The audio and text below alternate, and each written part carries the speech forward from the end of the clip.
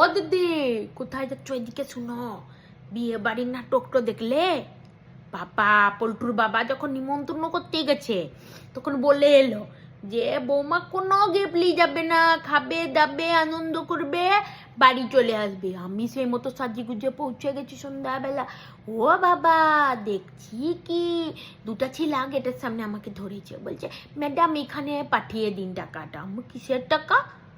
তখন বলছে যারা গিফট দিতে চায় তারা এখানে টাকা পাঠিয়ে দিই, মানে গিফট নিব না, গিফটের যে টাকাটা সেখানে পাঠিয়ে দিলে এটা কাজে লাগবে। ও বাবা, এটা আবার কি কথা? আমার ফোনও নাই, আমি টাকাও দিই নাই। আমি বলছি আমার ওই সব ফোন নাই, আমি চালাতে পারি না। তখন আমাকে বলছে ঠিক আছে ঠিক আছে যাও, বুদ্ধি তো দেখেছো, গিফট নিচ্ছে না কিন্তু গিফটের টাকাটাও ঠিক নিয়ে নিচ্ছে, ওগুলা নি করে হালনি মূল্যে ঘুরে আসবে। আরে আরে একজন করে নিমন্ত্রণ করেছে, টিফিন বাটি নিয়ে আসছিলাম। আমার ও লোক কি খাবে রাতে, ওই জন্য তাড়াতাড়ি সন্ধ্যায় সন্ধ্যায় চলে এসেছি। তো টিফিন বাটিতে খাসি মাংস আর 8টা করে ভেটকি পাতুরি দিচ্ছিল, 7-8টা ভেটকি পাতুরি ভরে নিয়েছি। আর খাসি মাংস ব্যাস, ঘরে ভাত রাঁধা আছে, ও লোককে দিয়ে দেবো, আমার সকালেও খাওয়া হয়ে যাবে।